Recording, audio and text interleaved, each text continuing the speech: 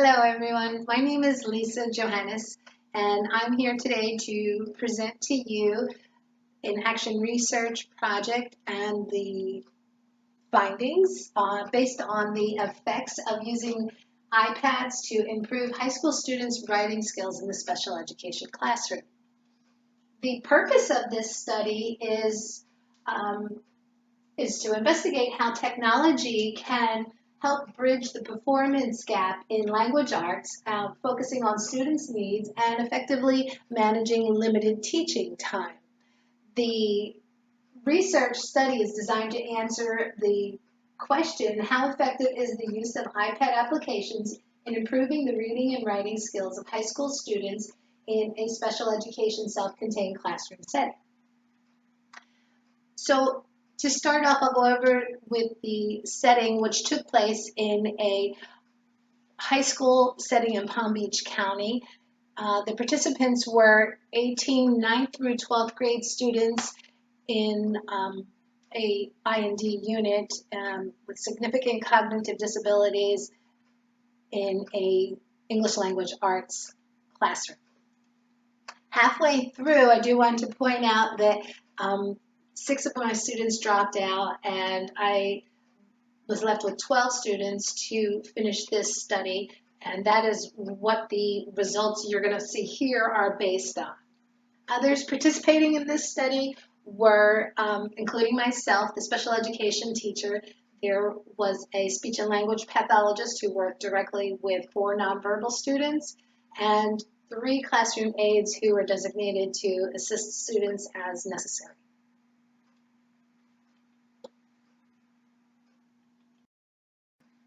Okay, so the methodology, the intervention device was a set of personal iPads that were preloaded with Spelling City applications, which are research proven tools designed to help teachers and parents by providing pre-planned and independent extended practice for students while developing better reading comprehension and retention.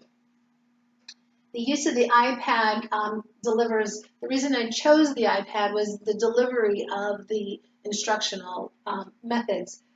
They're based on a one-to-one individualized model, and they don't really focus on higher level thinking skills. They do not require strong problem solving skills, nor do they ask for creative thinking abilities. A lot of that has already been implemented into the application itself. This allows for higher thinking skills without the manipulation of what to do next. One thing I did want to point out that the interventions were applied in small group settings or individualized settings, and that was based on a 3-station rotation model in which students were able to choose from different workstations that they would go into for approximately 15 to 20 minutes during the class period. There were 3 stations. One was a writing station, which students practiced traditional writing methods of 3 times each, rainbow letters, and things alike. There was a manipulative station in which students were able to manipulate magnetic letters as well as puzzle pieces and varying other instruments that they could use. And the iPad station, the workstation. In the iPad workstation, students were able to choose from 8 different practice word study games in which they could hear and see and manipulate and play with the words as they were learning them. So they really did seem to enjoy that. These were implemented Monday through Thursday, and then hopefully on Friday we were going to take a test, but that sort of changed halfway through. There was several modifications that I needed to make, and one of them was an extended time frame. So it went from a weekly spelling test to a monthly spelling test. And what that gave me were some data results based on 3 different sources here. The first source was a student reading survey in which students were relaying information on their enjoyment in reading, their self-awareness of their perception of their reading and writing skills, and the questions they were asked were: I enjoy reading, I'm a good reader, I can read instruction, I use correct punctuation and capitalization, I can read chapter books. It's very small here, but I'm going to read it to you. There was an overall individual recognition of limitations, and the increase was 41.67%. That was in the question, that was noted in the question area where I read chapter books. This, I attribute this to students improving self-assessment skills. When they would see that more practice would pay off, they were motivated to do more work. The second source was a pre and post traditional spelling test in which the teacher would read aloud 10 words from a list of which they had 8 prior practice sessions with, and students were to write out the spelling of those words to the best of their abilities. This posed many problems for my students with motor disabilities, visual disabilities, and just language developmental disabilities. But what you can see is over the course of the time from the pre-intervention to the post-intervention, there was a positive gain of 7.5 points.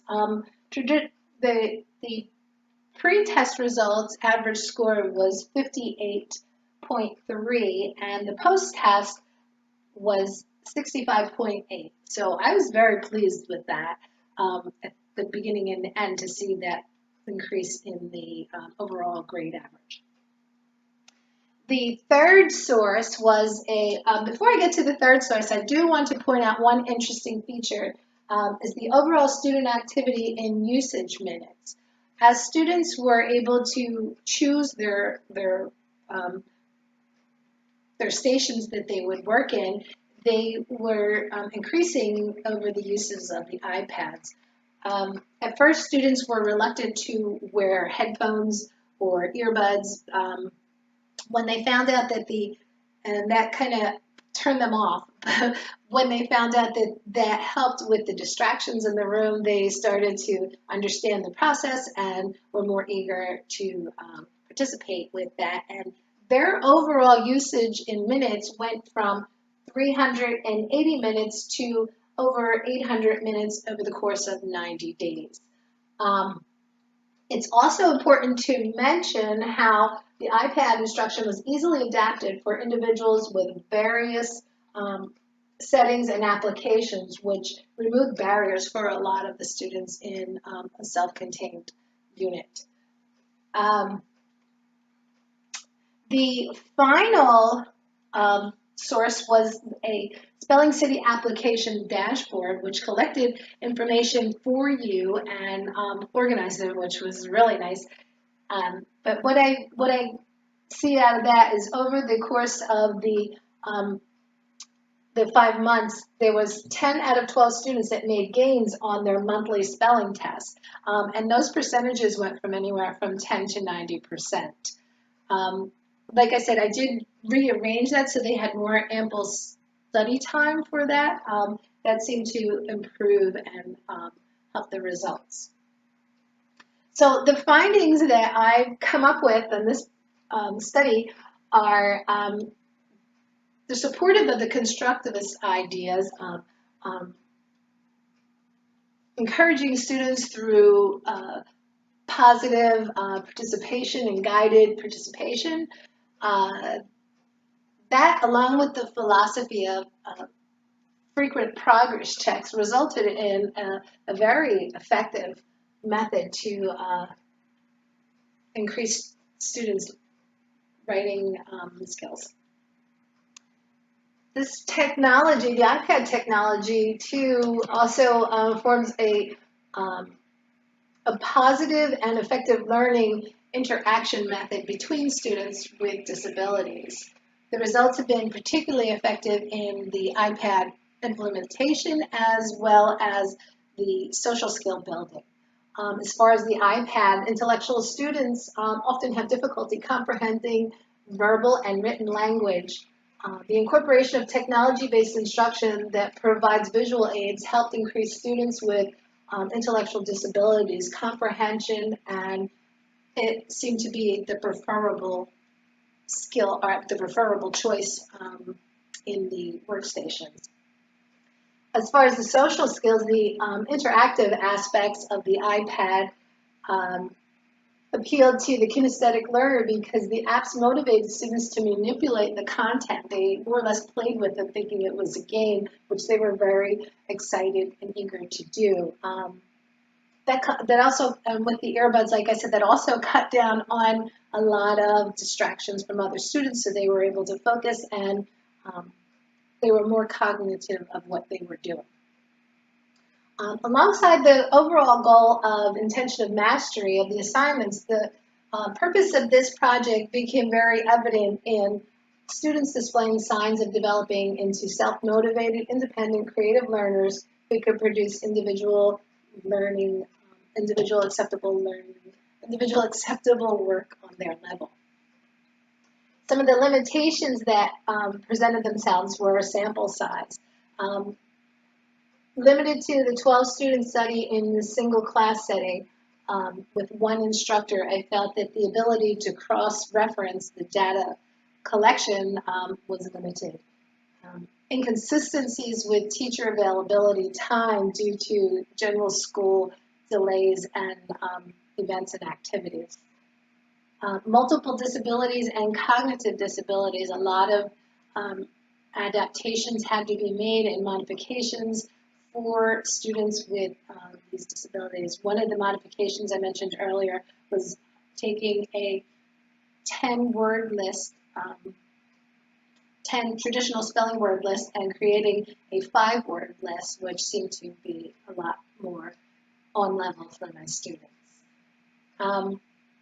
And of course, more professional training. When you talk about technology, one of the main things are the professional training is extremely important and goes a long way in assisting students when the whole staff is aware of how to manipulate the intervention.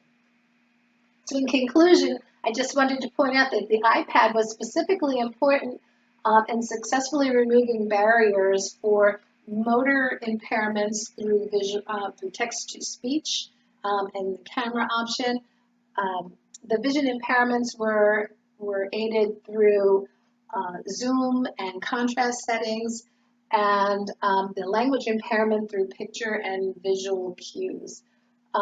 This technology not only helps students better understand concepts and keep up with their peers, but it also allows the schools to more easily integrate special education students into the general education classroom. I hope you enjoyed this. I hope you found some information that you can utilize in your classroom. I enjoyed this, and as far as dissemination goes, I will be presenting this next school year, the 18-19 school year, in my class as an overall guide to generally enhancing student learning. Thank you and have a good day.